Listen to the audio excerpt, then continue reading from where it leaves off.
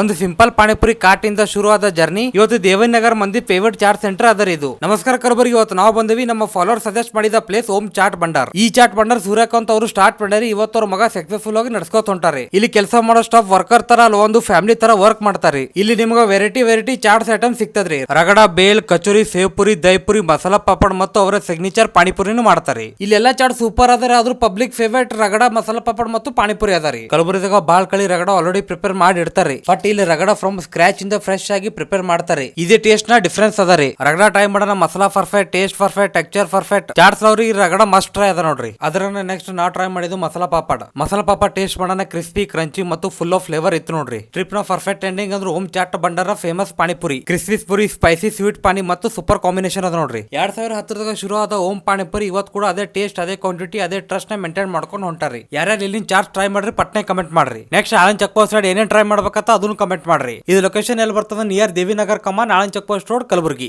Exact location barcode channel ದಾಗ ಅದರಿ. Link in bio join ಆರಿ. ಈ ರೀಲ್ ಇಷ್ಟ ಆದ್ರೆ ಲೈಕ್ ಅಂಡ್ ಶೇರ್ ಮಾಡ್ರಿ. ಹಂಗೆ ಅಡುಗೆ ಪೇಜ್ ಫಾಲೋ ಮಾಡ್ರಿ. ಎಪ್ಪತ್ತೈದು